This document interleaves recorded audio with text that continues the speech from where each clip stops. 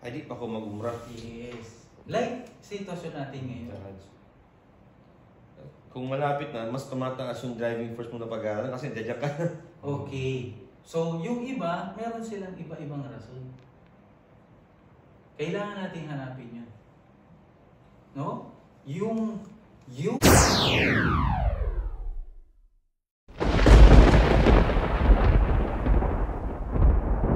driving force na yun, dapat nasa 80%. Otherwise, hindi siya relatable sa inyo. Maging, ano lang yun, additional. Kasi parang yung tumatatak sa utak ng lalo na kapag miskin, hindi siya obligado sa'yo kung hindi mo wala kang kakayanan. So parang nawawala din yung essence na kailangan pa rin siyang pag-aralan. Correct. Alam niyo po ba, sabi ko nga kanina, na tayo ay limitado na yung memory. Sometimes, nagme-make room tayo dun sa pinaka-importante sa utak natin. Tama? Correct.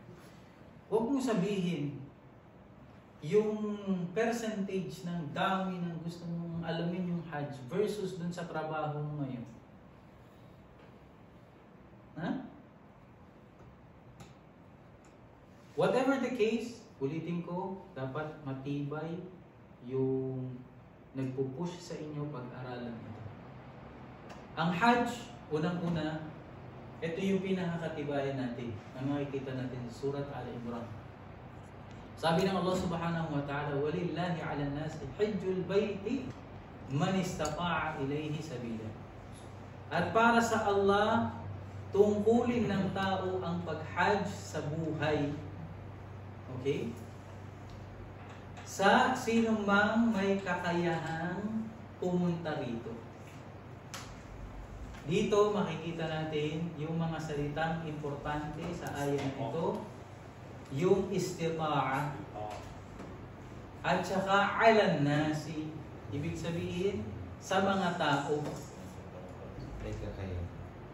Okay? Sa mga tao, sa terminology na ginagamit ng Allah Subhanahu wa Ta'ala sa banal na Quran, kapag sinasabing alan nas, isa yan sa mga utos, uri ng utos.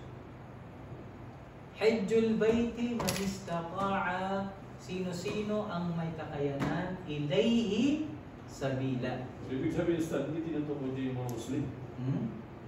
Lahat. Very good. Very good. Isa sa mga napag-usapan ng mga ulama, ano ba?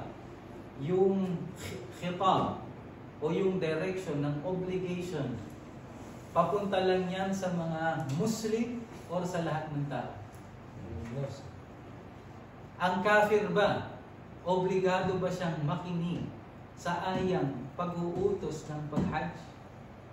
Ano yun? Amul maksus yung masjid. Maksus siya. Paano siya naging maksus? Kasi yung Muslim na mag-Hajj, nasa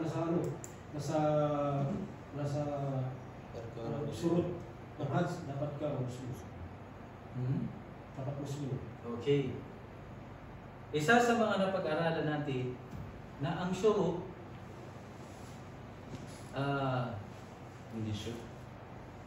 nababahagi siya sa dalawa.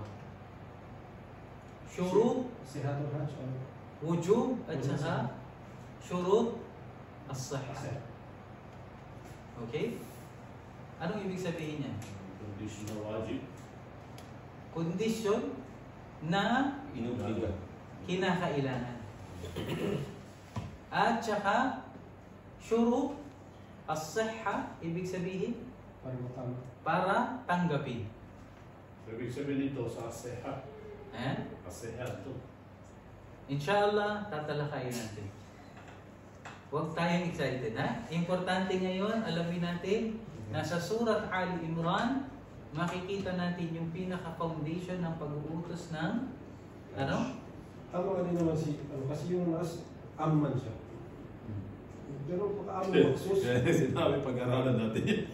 Relax. Okay? Diretso, no? Relax. Isa-isa lang natin para hindi tayo malito. Let us take it slow. Shay'an fa shay'an. Ang pinakauna, alamin natin, kapag tinanong tayo, bro, sinasabi mo dyan sa toolbox stock mo na wajib yung Hajj na sinasabi niya. Ano yung dalil mo dyan? Basta sinabi sa Quran. Very basic. Surah Ali Imran, verse 97. Madali, di ba? Dahan-dahanin lang natin. Kanina, sabi natin, sa lugawi, ano? Yung kas. Ano yung kas sa Tagalog? Punta sa... Dapat kamistan ko, naikot-ikot gano'n. Oo, dapat ganun. Dapat mag-level up ka na. Yung kas, ibig sabihin, meron kang intensyon na puntahan, na lugar. Maksurul mo. Oo. Maksurul na bali. Istilahan, ito yung pagpunta sa Makkah na meron siyang specific na intensyon, specific na lugar, specific na oras, at specific na mga gawain na pagsamba sa loob nito. Ano yung dalil natin? Surat Ali Imran, verse 7. 97. Hindi mo narinig yung 9. Ano tayo ka diya? Nakasanit yung 9. Okay. Basic lang tayo ha. Huwag natin lituhin yung ating mga sarili. Yes. Ito, ano lang ito, tanong lang na, ano, na simple lang. Kasi binasa mo yung ano, yung Al-Nas, yung ano, Hajjul kanina. Hajjul. Paano mo nalaman na Hajjul ang pagbasa dyan o hindi Hajjul, hindi rin siya? Very good. Inshallah, yung mga magtuturo po sa inyo sa Arabic, ituturo nila. Ano yun mo na lang ngayon? Bakit ganun? Ang pagbabasa po ng Arabic, malalaman mo siya sa kathratil ittila'. Sa masasanay ka sa kung ano yung mga harakat. Harakat, yung tinatanong Ituro mo ngayon, yung mga harakat. Kung ano yung harakat na gagamitin mo dyan. Masasanay ka sa dami ng pagbabasa mo ng Arabic. So kahit hindi nakalagay dyan, alam mo na ito ala. Pagkatapos mong masanay sa kung ano yung mga starting, kasi yung papalit-palit dyan, yung ending. Okay? Ang Arabic, kapag masanay ka, itong starting, pare-parehas na yan. Masasanay ka dyan. Paulit-ulit, masasanay ka. Ang umiiba lang, yung ending. Diyan na papasok yung pag-aaral mo sa Arabic. Sa kung ano yung i'rab niya, ano yung sarf niya, ano yung sa nahu, makikita mo yan. Sarf at saka nahu, makikita mo. Like for example, ang ala, ano siya? Harf? Jar. Pag sinabi mo siyang harf jar, ito magiging alan nasi. Magiging, ano siya? Action word na siya. Ha? Ano siya? Ano yung nas? Ibig sabihin? Nas? Noun yan. Kasi may alif lam. Wala. Kapag may alif lam, again, sa Arabic yan, makukuha ninyo. Inshallah, sa level 4, merong matinding Arabic na pagtuturo na ituturo sa atin ni Sheikh Ratib. Ha? Pero, again, ulitin ko bro. Hindi, okay na yan. Ano, balikan na. Ulitin ko, kung gusto mo masanay magbasa ng Arabic na walang haraka, magbasa ka ng maraming Arabic. Hindi naman yan makukuha pagbasa ng ustad. Sa pagbasa ng pagsanaho, hindi naman makukuha kasi harakat ng sa gulihan naman sa naho. Oo, correct. Pagbabasa, paramihin mo lang yung pagbabasa mo. Kasi yung example, ito, automatic kahit hindi mo, albayt na yan. Sa normal niya, albayt 2. Normal. Pero kapag merong before that, jar o majrud, lahat yan, Yung mudaf po nila yun. mudaf at saka mudaf ilay, lahat yan inshallah matutunan natin sa Arabic. Pero sa basic, paramihin mo lang yung pagbabasa mo ng Arabic. Okay? So, again, ano yung?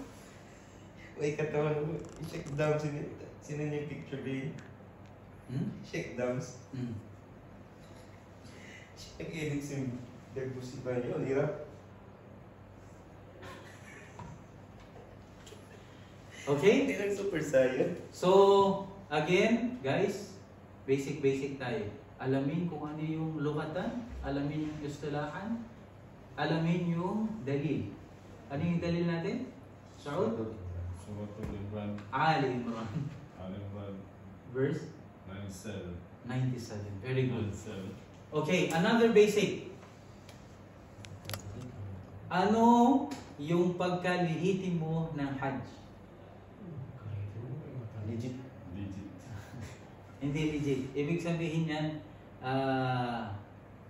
paano siya naging mujbar? Oh, naging wajib. Okay? Ang Hajj ay kinakailangang isagawa minsan sa tanang buhay. Meaning, once in a lifetime. Kapag nagawa mo na, wala ka nang pananagutan sa Allah subhanahu wa ta'ala. May mga katanungan dyan. Paano pagka dumating yung kakayanan? Kasi mamaya makikita ninyo, isa sa mga requirement, bago natin maisagawa yung Hajj, ay dapat meron siyang kakayanan. Kapag dumating yung kakayanan, hindi mo siya ginawa, namatay ka.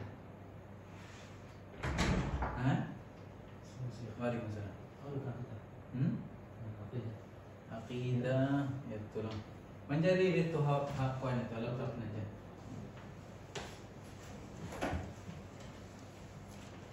Manjali na magpalit tayo ng upuan. Kaya mas malamig na. Medyo